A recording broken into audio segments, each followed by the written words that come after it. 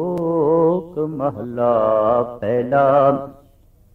ਹਉ ਵਿੱਚ ਆਇਆ ਹਉ ਵਿੱਚ ਗਿਆ, ਹਉ ਵਿੱਚ ਜੰਮਿਆ ਹਉ ਵਿੱਚ ਮੋਆ, ਹਉ ਵਿੱਚ ਦਿੱਤਾ ਹਉ ਵਿੱਚ ਲਿਆ, ਹਉ ਵਿੱਚ ਖਟਿਆ ਹਉ ਵਿੱਚ ਗਿਆ, ਹਉ ਵਿੱਚ ਸਚਿਆਰ ਕੂੜਿਆਰ, ਹਉ ਵਿੱਚ ਪਾਪ ਪੁੰਨ ਵਿਚਾਰ, ਹਉ ਵਿੱਚ ਨਰਕੇ ਸੁਰਗ ਅਵਤਾਰ, ਹਉ ਵਿੱਚ ਹੱਸੇ ਹਉ ਵਿੱਚ ਰੋਵੇ, ਹਉ ਵਿੱਚ ਭਰੀਏ ਹਉ ਵਿੱਚ ਧੋਵੇ, ਹਉ ਵਿੱਚ ਜਾਤੀ ਜਿਨਸੀ ਖੋਵੇ, ਹਉ ਵਿੱਚ ਮੂਰਖ ਹਉ ਵਿੱਚ ਸਿਆਣਾ, ਮੁਖ ਮੁਕਤ ਕੀ ਸਾਰ ਨ ਜਾਣਾ, ਹਉ ਵਿੱਚ ਮਾਇਆ ਹਉ ਵਿੱਚ ਛਾਇਆ, ਹਉਮੈ ਕਰ ਕਰ ਜੰਤੇ ਉਪਾਇਆ, ਹਉਮੈ ਬੂਝੇ ਤਾਂ ਦਰ ਸੂਝੇ, ਗਿਆਨ ਵਿਹੂਣਾ ਕਤ ਕਤ ਲੂਝੇ, ਨਾਨਕ ਹੁਕਮੀ ਲਿਖੀਏ ਲੇਖ, ਜਿਹਾ ਵੇਖੇ ਤਿਹਾ ਵੇਖ। ਆਸਾ ਦੀਵਾਰ ਦੀ 7ਵੀਂ ਪੌੜੀ ਦੇ ਨਾਲ ਉਚਾਰਨ ਕੀਤੇ ਹੋਏ ਜਗਤ ਗੁਰੂ ਬਾਬਾ ਗੁਰੂ ਨਾਨਕ ਦੇਵ ਜੀ ਮਹਾਰਾਜ ਦਾ ਇਹ ਸ਼ਲੋਕ ਤੇ ਫਿਰ ਦੂਜਾ ਗੁਰੂ ਅੰਗਦ ਦੇਵ ਜੀ ਮਹਾਰਾਜ ਦਾ। ਇਸ ਪਾਵਨ ਪਵਿੱਤਰ ਸ਼ਲੋਕ ਦੇ ਅੰਦਰ ਸਾਹਿਬ ਸ੍ਰੀ ਗੁਰੂ ਨਾਨਕ ਦੇਵ ਜੀ ਮਹਾਰਾਜ ਨੇ ਮਨੁੱਖ ਦੀ ਮੂਲ ਬੁਨਿਆਦੀ ਕਮਜ਼ੋਰੀ ਦਾ ਜ਼ਿਕਰ ਕੀਤਾ ਹੈ। ਉਂਝ ਤੇ ਕਮਜ਼ੋਰੀਆਂ ਮਨੁੱਖ ਦੀਆਂ ਅਨੰਤ ਨੇ, ਉਂਝ ਤੇ ਔਗਣ ਮਨੁੱਖ ਦੇ ਅਥਾਹ ਨੇ, ਲੇਕਿਨ ਇੱਕ ਔਗਣ ਇੱਕ ਕਮਜ਼ੋਰੀ ਮੂਲ ਹੈ, ਬੁਨਿਆਦੀ ਹੈ, ਜੋ ਹਰ ਵਕਤ ਹਰ ਸਮੇਂ ਹਰ ਕਰਮ ਦੇ ਵਿੱਚ ਹਰ ਕ੍ਰਿਤ ਦੇ ਵਿੱਚ ਛਾਈ ਰਹਿੰਦੀ ਹੈ, ਵਿਆਪਕ ਰੂਪ ਵਿੱਚ ਹੁੰਦੀ ਹੈ।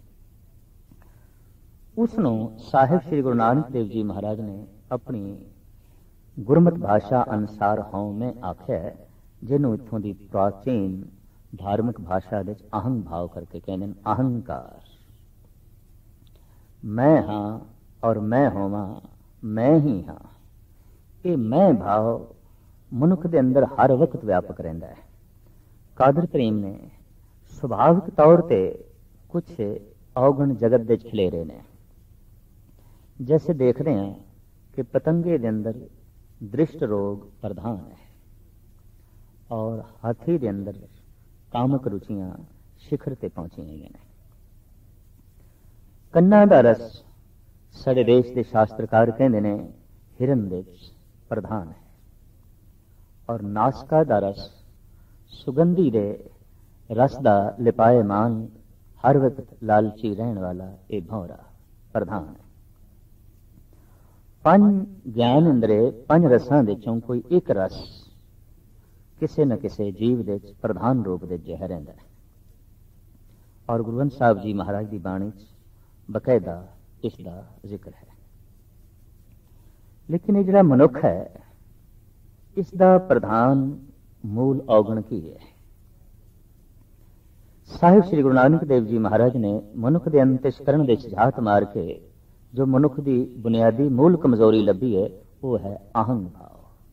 ਹਉਮੈ ਰੋਗ ਮਾਨੁਖ ਕੋ ਦੀਨਾ, ਕਾਮ ਰੋਗ ਮੈਂ ਗੁਲ ਬਸਤੀਨਾ, ਦ੍ਰਿਸ਼ਟ ਰੋਗ ਪਚ ਮੁਏ ਪਤੰਗਾ, ਨਾਦ ਰੋਗ ਖਪ ਗਏ ਕੁਰੰਗਾ, ਜੋ ਜੋ ਦੀਸੇ ਸੋ ਸੋ ਰੋਗੀ, ਰੋਗ ਰਹਿਤ ਮੇਰਾ ਸਤਿਗੁਰ ਜੋਗੀ।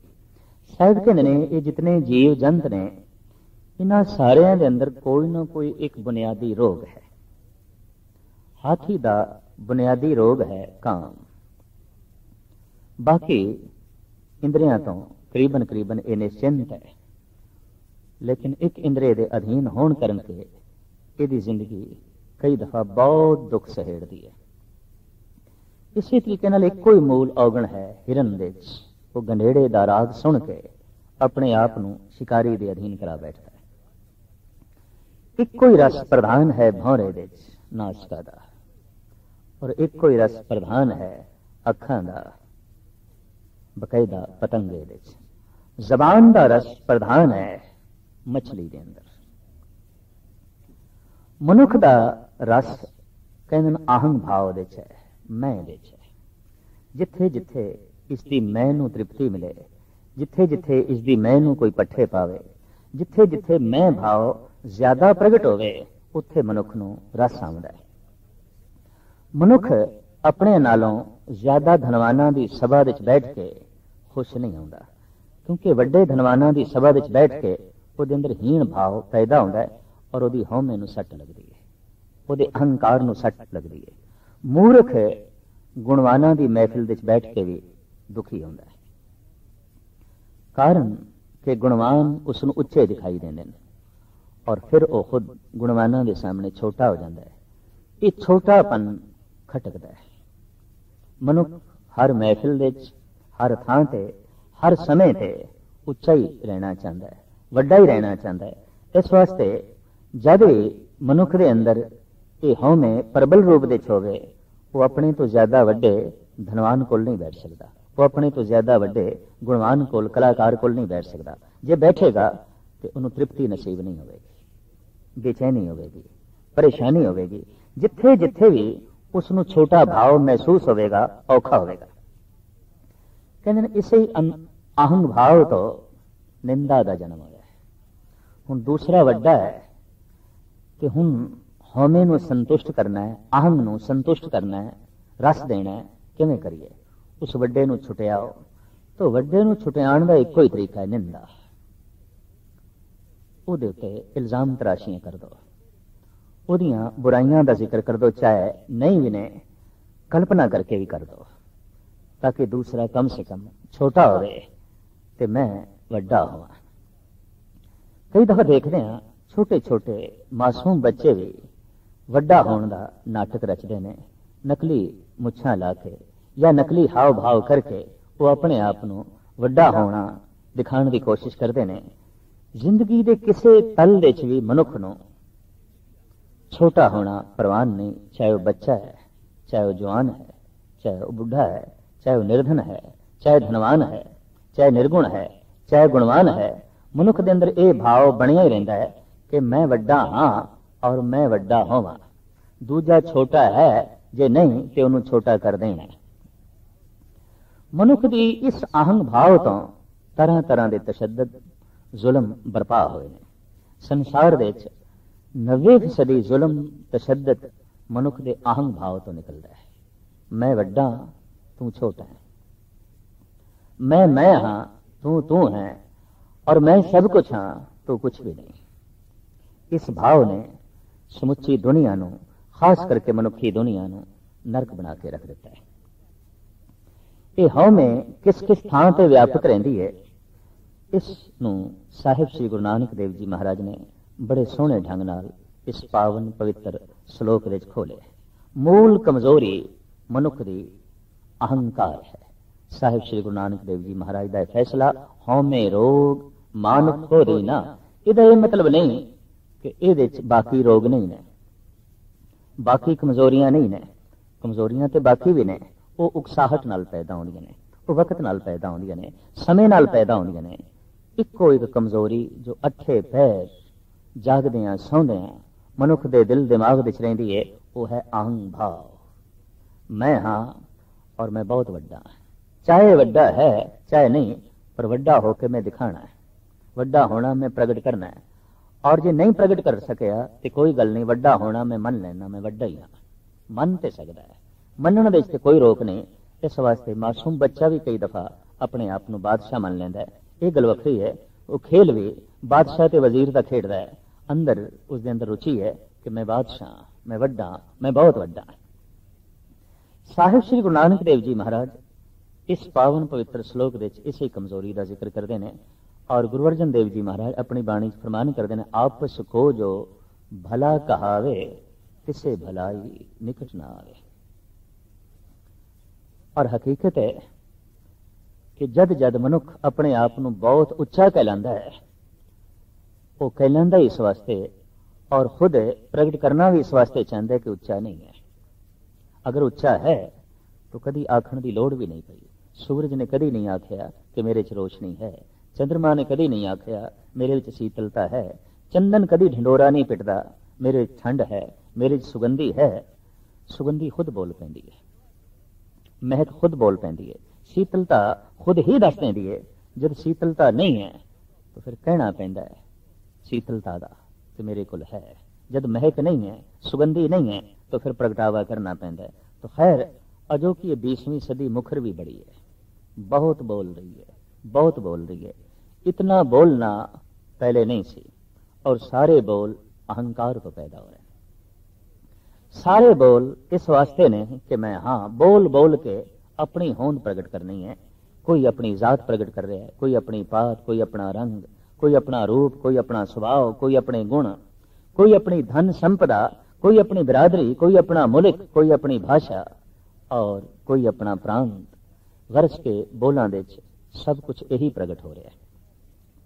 जद कोई कहता है मेरा देश सब तो वड्डा है, ये एक भाव प्रगट होता है मैं सब तो वड्डा, क्योंकि मैं छोटे देश का रहने वाला नहीं हाँ, मैं बहुत वड्डे देश का रहने वाला। हुण वड्डपना चाहिए तो वड्डे होने लई कोई सहारा चाहिए, तो कोई देश का सहारा पकड़ लेंदा है। मैं छोटे मोटे देश का रहने वाला नहीं, मैं बहुत वड्डे देश का रहने वाला। फिर मनुख ऐसा भी कह देंदा है मेरा मजहब बहुत वड्डा है। हुण मेरा मजहब बहुत वड्डा है तां ही मैं वड्डा, जे मेरा मजहब छोटा है तो फिर मैं छोटा। साडी भाषा बड़ी महान है, साडी कुल बहुत उच्ची है, तो कुल बहुत उच्ची है तां ही मैं उच्चा। जे कुल नहीं उच्ची तो फिर मैं कित्थों उच्चा। जात नहीं उच्ची तो मैं कित्थों उच्चा। जात नूं उच्चा करना, कुल नूं उच्चा करना, भाषा नूं उच्चा करना, प्रांत नूं उच्चा करना, मुल्क नूं उच्चा करना, दरअसल ये भी मनुख ने अपनी होमे नूं उच्चा करने की कोशिश की है। और इन्हां ही तलां ते मनुख अपनी होमे नूं प्रगटांदा है। मेरा देश महान, तो स्पष्ट हो गई गल, मैं महान हाँ क्योंकि मैं एक महान देश का नागरिक हाँ। होमे अनेकां द्वार तो ये प्रगट होंदी है। मेरी भाषा कोई मामूली भाषा नहीं है, मेरा धर्म कोई मामूली धर्म नहीं है, मेरी कुल कोई मामूली कुल नहीं है। तो मनुख दी ये होमे जो हिरदे विच है, पर इस हिरदे दी टंकी नूं हज़ारां ही टूटियां लगियां ने। कोई जात दी, पात दी, भाषा दी, धर्म दी, रंग दी, रूप दी, नस्ल दी, जिहदे राहीं होमे दा जल बाहर निकल रहा है। मनुख अपनी होमे नूं प्रगटा रहा है। साहिब श्री गुरु नानक देव जी महाराज फरमान करते हैं कि होमे दे बोल जिंदगी दे हर कर्म दे उत्ते हावी ने, लागू ने और प्रगट होंदे ने। साहिब फरमान करते हैं हौं विच आया, हौं विच गया, हौं विच जमिया, हौं विच मुआ। बुनियादी तो यह सतगुरु दसदे ने कि मनुख दे आउण दा कारण भी हौमे है। मैं हाँ ते कहंदे ने उतने चिर तक ईश्वर भी उसकी होंद नूं कायम रखदा है। तू है ते जिस दिन बंदा कह देंदा मैं नहीं हाँ तू ही है, उस दिन कहंदे ने मनुख ईश्वर हो जाता है, परमात्मा हो जाता है। ईश्वर ते मनुख दे विचकार अगर कोई दीवार है तो दूजा तीजा दीवार नहीं, मैं ही दीवार हाँ। और ऐसा ये व्यापक रूप विच अजोके समय च मौजूद है। साहिब कहंदे ने ये होमे आउण जाण दा कारण बनदी है, ये बार बार जन्म दिलांदी है। हाँ मैं यही बीज है, मैं हाँ तो परमात्मा कहता ठीक है तू है, तू रहेगा। साधना करते करते, भक्ति करते करते जिस दिन मनुख की सुरत उस अवस्था ते पहुंच जाए कि मनुख की जबान तो मैं ना निकले, तू ही तू निकले, कहते उस दिन मनुख ही परमात्मा हो जाता है, मनुख ही ईश्वर हो जाता है। साहिब श्री गुरु अर्जन देव जी महाराज के दरबार विच भगत काना अपनी बाणी लैके आए सन। तो सतगुरां ने सुते सिद्ध कहा बई तू सुना, तेरा कलाम असी सुनना चाहते हैं। उन्हें अपनी रचना इत्थों आरंभ की, मैं ओही रे, मैं ओही रे। सतगुरु ने रोकया, कहने लगा नहीं ये बोल असी सुनने भी नहीं। गुरु ग्रंथ साहब जी महाराज दे दर्ज करना कि दरकिनार असी सुनने भी नहीं। जिस दे मनुख दी मैं प्रगट होवे, जिस दे मनुख दी मैं दा जिक्र होवे, मैं दा वाधा होवे, ये बोल असी नहीं सुनने, ये बोल असी नहीं दर्ज करने। असी ते ये बोल सुनने ने, ये बोल दर्ज करने ने। तू तू करता तू भया, मुझ में रहा ना हूं, जब आपा परका मिट गया, जत देखा तत तू। हुण मेरे विच मैं मिट गई, हुण तो मैं जिधर देखदा तू ही तू है, तू तो बिना हुण होर कुछ भी नहीं है। तो साहिब इत्थे फरमान करते ने मनुख है अहंकार करके ही आउंदा है, मैं भाव करके ही आउंदा है। और मैं भाव ही मौत का कारण बनती है। जिस दिन मैं मिट जाती है उस दिन मनुख को ऐसा बोध आता है न किस जन्मे न किस मरे। कुछ जमदा नहीं, कुछ मरदा नहीं। दावे नाल कह दिता है भगत सिरमौर श्री पीपा जी ने। आप कहते हैं काया बहुखंड खोजते नौ निद पाई, ना कछ आए बो ना कछ जाए बो राम की दुहाई।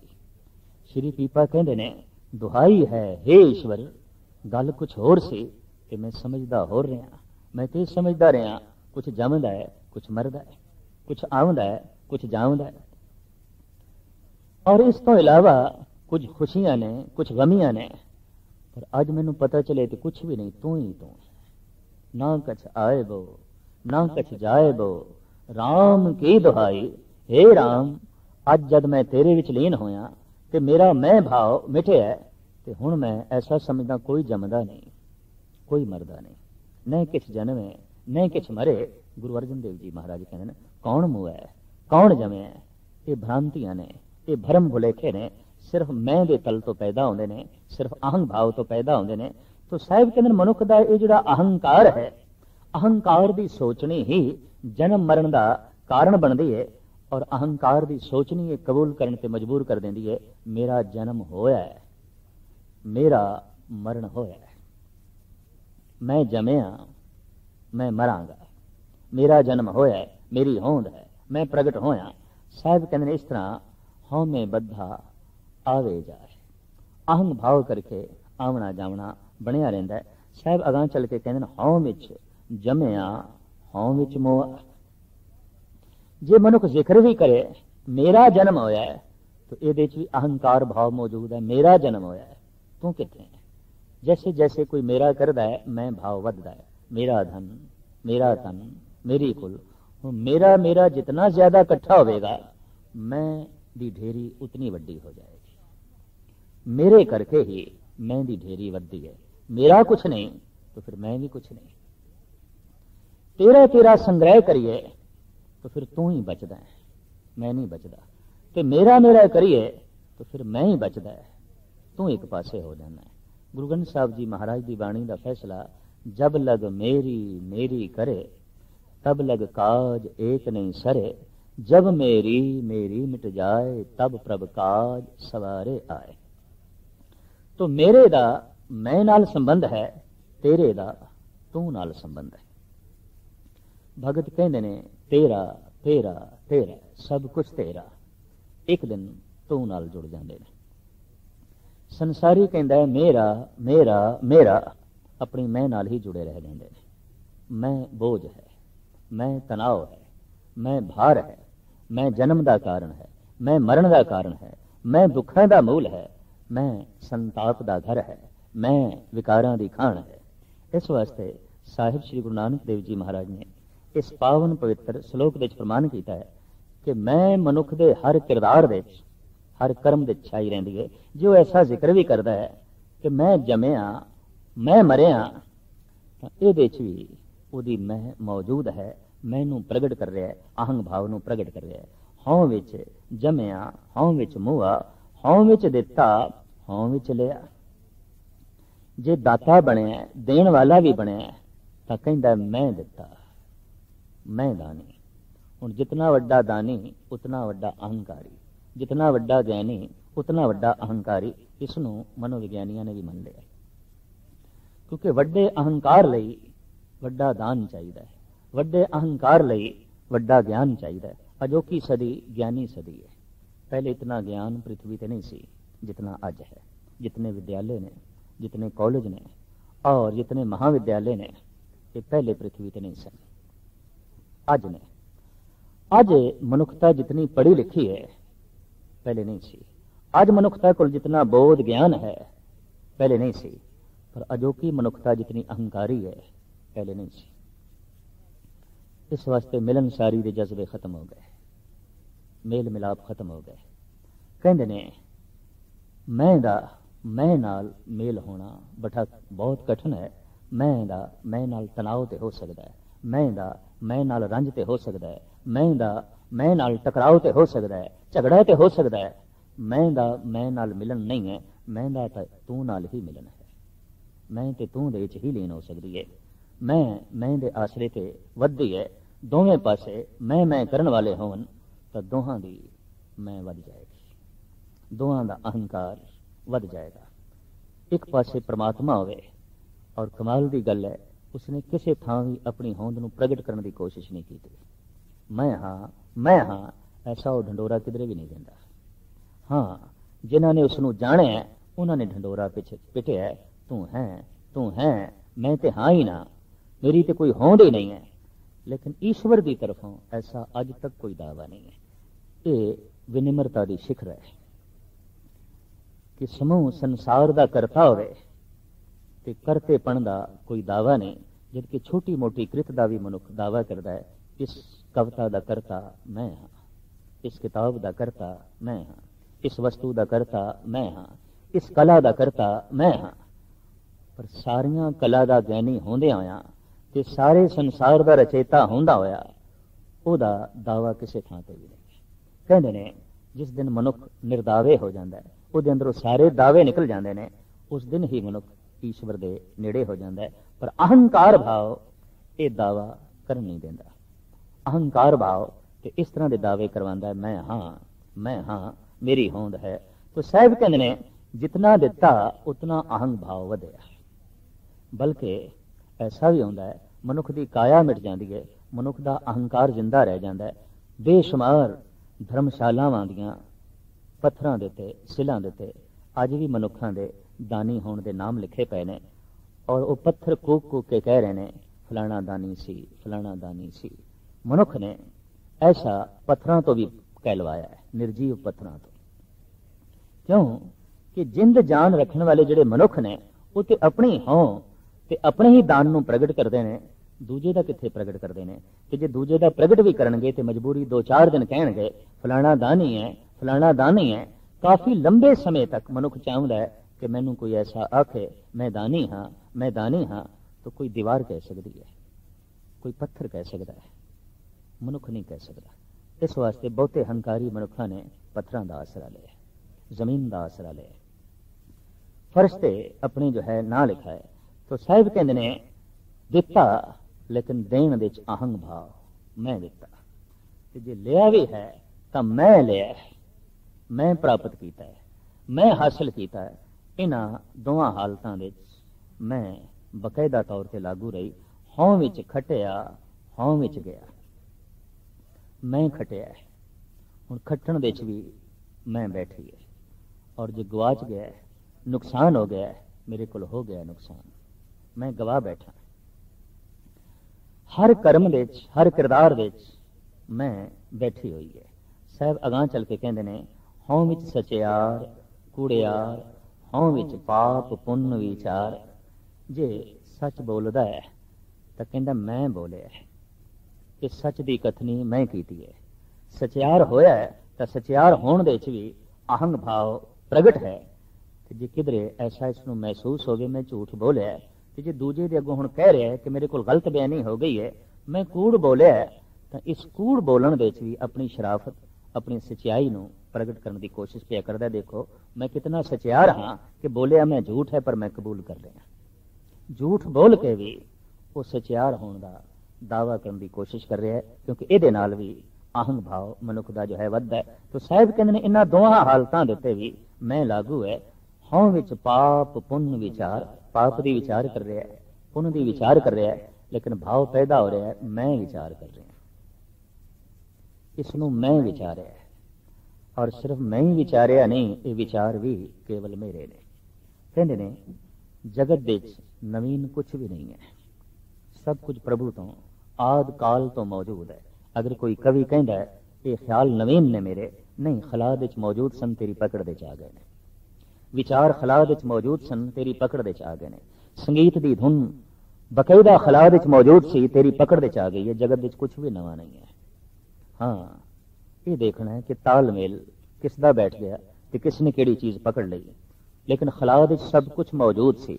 साहिब श्री गुरु नानक देव जी महाराज ने तभी कह देता है कि जैसे में आवे खसम की बाणी, तैसड़ा करी ज्ञान वे ला लो। मता किधरे जगत नूं भुलेखा पै जाए ये ज्ञान मेरा है, मेरी सिरजना है, मैं इसका करता नहीं, ਇਹ ਤੇ ਜੋ ਪ੍ਰਮਾਤਮਾ ਦੇ ਖਲਾਅ ਵਿੱਚ ਮੌਜੂਦ ਸੀ, ਮੇਰੀ ਪਕੜ ਦੇ ਚ ਆ ਗਿਆ, ਮੈਂ ਜਗਤ ਨੂੰ ਕਹਿ ਦਿੱਤਾ ਹੈ, ਮੇਰਾ ਸਵੈਮ ਦਾ ਨਹੀਂ ਹੈ, ਇਹ ਤੇ ਮੌਜੂਦ ਸੀ। तो ये सच्चाई है, बहुत वड्डी हकीकत है। और इस सच की अगर मनुख नूं पहचान होवे, बोध होवे, तो फिर अहंकार करना औखा हो जाता है। साहिब कहते हैं विचार करता है पाप दी पुन दी, ते कहता है मैं विचार किया, हौं विच नरक सुरग अवतार। हौं दा मारिया होया ही कदी सुख भोगदा है, कदी दुख भोगदा है, कदी नरकां विच, कदी स्वर्ग दे विच। भाव पुण्य कर्म कीते ते ओदे नाल अहंग भाव रहा तां स्वर्ग, पाप कर्म कीते उसदे नाल जो अहंग भाव रहा नरक, नरक ते स्वर्ग। इस तरीके नाल ओ दुख ते सुख भोगदा है। हौं विच हसे, हौं विच रोवे, हौं विच भरीए, हौं विच तोवे। जे हसदा पिया ते इहदे च भी मैं भाव जारी है, मैं हस रहा, मैं रो रहा। ये प्रभु की कृत नहीं, ये हासा मेरी कृत है और ये रोना मेरी कृत है। जबकि हकीकत है सियाणे मनुख जो प्रभु नाल लीन होए ने वो कहते हासा साडी कृत नहीं है, रोना साडी कृत नहीं है, ईश्वरी देन है। कहते पशु नहीं हस सकते, अगर वाकई कृत होंदी तो हासा शायद पशुओं कोल भी होंदा। किसी थां ते भी चौपाए जानवर खिड़खिड़ा के हसते नहीं दिखाई देंदे। ये प्रभु की कृत है और मनुख नूं जो है मिली हुई है। पर मनुख कहता नहीं मैं हसिया, मैं रोया। तो रोण दे हासे दे भी मनुख का मैं भाव मौजूद रहिंदा है। हौं विच जाति जिनसी खोवे, जात दा मान, जिनस दा मान, नस्ल दा मान, इहदे च भी मनुख दा अहंकार वधदा है कि मनुख अपना जीवन नष्ट कर बैठदा है। हौं विच मूर्ख, हौं विच सियाणा, सियाणप दे च ते इस दा अहंग भाव रहिंदा है ते जे किधरे मूर्खता कबूल भी करदा है तां ओहदे च भी इस दा मौजूद है। जे कहंदा है मैं मूर्ख हां तां दरअसल ऐसा कबूल करके भी ये अगले नूं दसण की कोशिश कर रहा है कि मैं कितना सियाणा, देखो मैं अपनी खामी कबूल कर रहा। तो इस ढंग दे नाल अहंग भाव नूं सामने रख के मूर्खता कबूल करनी, वास्तविक मूर्खता कबूल करनी नहीं है। अहंग भाव नूं सामने रख के अपनी गलती कबूल करनी, ये गलती कबूल करनी नहीं। उस तो होर गलतियां होणगियां, उस तो होर भुल्लां होणगियां। मोख मुकत की सार न जाना। इस तरह का बंदा मुक्ति किवें प्राप्त होवे, अहंकार तो छुटकारा किवें प्राप्त होवे, इहदी सार नहीं जानदा, इहदा भेद नहीं जानदा। हौं विच माया, हौं विच छाया, अहंकार वस होके ही कही जाता है कि ये जी माया है ये परमात्मा की बनाई हुई छाया है, होर कुछ नहीं है, होर कुछ नहीं है। लेकिन ये भी उसका अहंग भाव मौजूद है। हौमे कर कर जंत उपाया। इस तरह हौमे नूं वधा वधा के प्रगट कर करके इसनूं बहुत भारी भरकम करके साहिब कहते हैं उस परिपूर्ण परमात्मा ने यह निजाम इस ढंग का चलाया कि बार बार उस हौमे दे बद्धे हुए जीव आउंदे ने, जंत उत्पन्न होंदे ने, जमदे ने, मरदे ने। हौमे बूझे तां दर सूझे, ओ दर प्रभु दा तां सूझे, तां दिखाई देवे कि हौमे दा पता चले कि वास्तविक हौमे की है। ज्ञान में होना कथ कथ लूझे। हौमे दे ज्ञान तो बिना कथनी कर करके बंदा ख्वार होंदा है, दुखी होंदा है। साहिब कहंदे ने हौमे रहत कथनी ही वास्तविक कथनी है। ज्ञान में होना कथ कथ लूझे, नानक हुक्मी लिखिए लेख, जेहा वेखे तेहा वेख। साहिब कहंदे ने अपने अहंग भाव नूं सामने रख के जो जगत नूं तकण की कोशिश करता है उसनूं अपना अहंग भाव ही चारों पासे दिखाई देंदा है, परमात्मा नहीं। अहंकार ही चारों पासे दिखाई देंदा है, ईश्वर नहीं। वो इस तरीके नाल ही वेखदा है। अहंकार की ऐनक नाल हर पासे अहंकार ही अहंकार, निरंकार नहीं, ईश्वर नहीं।